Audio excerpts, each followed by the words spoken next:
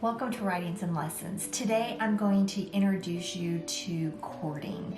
Chording is a common style of playing in country, southern gospel, and bluegrass. What it does is it takes the chords that we've learned already and creates a rhythm. I'm going to introduce you to just the basics of chording in 3/4 time, and later on we'll learn to chord in 4/4 time. Today we're going to go back to some basic charts that we started with Amazing Grace and the Old Rugged Cross. Both songs are in 3/4 and it'll be a very simple chart for today. In the next lesson, we will add to both of those charts and add some complexity and a little bit more musical interest in the songs. I want to remind you that if you're enjoying this content, please like the videos, make comments, and subscribe to the videos. All those things helps promote Writings and Lessons, and I really, really appreciate your support. Now let's learn to chord. This is the chart from lesson 1. It's a very, very simple, basic chart of Amazing Grace. As a review, Amazing Grace is in 3/4 time, which means that each bar or measure gets 3 beats. In the past, we used block chords when we played the song. So we used our chord with the right hand, the one chord, the one note with our left, and it was 1, 2, 3, 1, 2, 3, going to the 4 chord, 1, 2, 3, 1, 2, 3. So that was block chords. It's something that's used a lot, but today we're going to take this same chart and we're going to chord it. So that means that we're creating the rhythm in the way that we play. So the left, it's still the same notes. The one chord is still the one note with your left hand, the one chord with your right hand, except you're playing 1 with your left hand and the beats 2 and 3 with your right hand chord. So it's like this: 1, 2, 3, 1, 2, 3. Then when we go to the 4 chord, you play the 4 note and the 4 chord.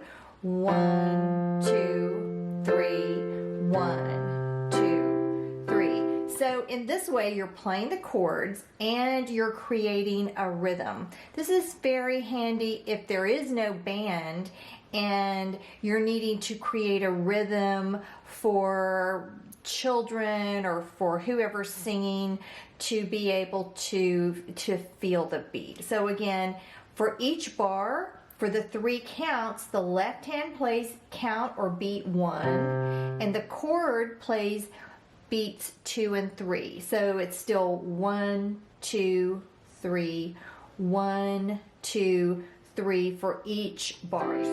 So if we start here, we're still going to read the chart.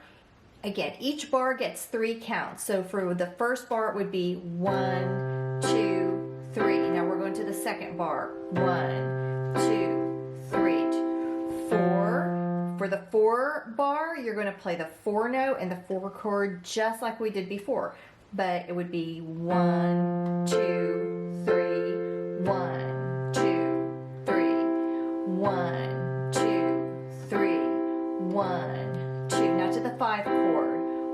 1, 2, 3, 1, 2. Second line, starting down here. 1, 2, 3, 1, 2, 3, 1, 2, 3, 1, 2, 3, 1, 2, 3, 1, 2, 3, 1, 2, 3, 1, 2, 3. Now we're going to play this with my daughter Chloe singing the vocal, and I'm using the metronome, which is a free app on my phone. I have it set at 3/4 time, and the tempo is 72. 1, 2, 3, 1. Amazing grace, how sweet the sound that saved a wretch like me.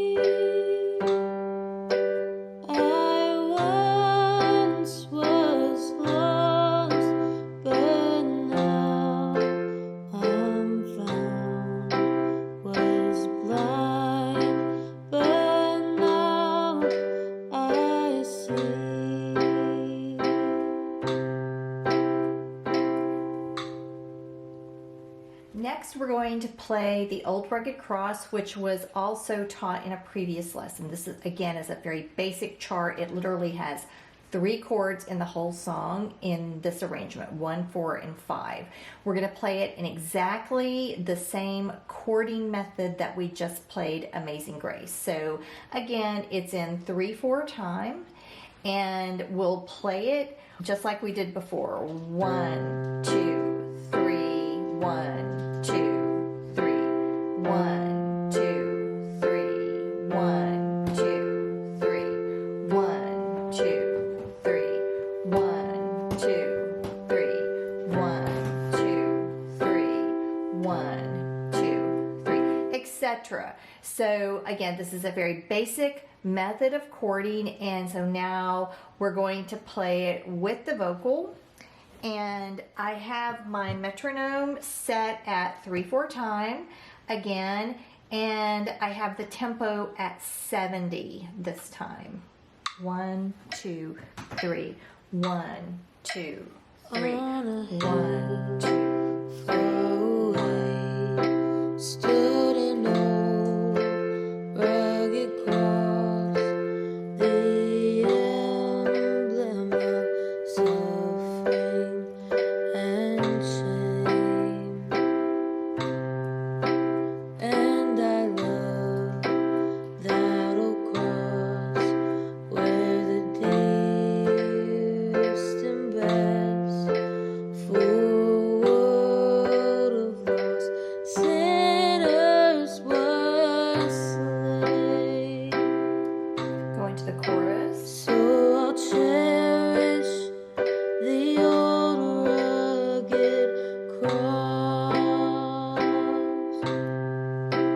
till my trophies at last I lay down. I will cling to the old rugged cross, then exchange it someday for a crown. Again, as I said earlier, today was the introduction to chording. And even though it seems simple enough because you're playing the same notes that you've played in past lessons, there is an element of eye-hand coordination involved where you're now playing a rhythm to those chords. So give yourself some grace. If it's not coming easy for you, just practice it. Slow down the tempo until you can master this skill. So keep practicing, have fun with the lessons. Don't make this stressful. This is fun. This is a creative skill that you will enjoy throughout your life. And I can't wait to teach you more about chording in our next lesson.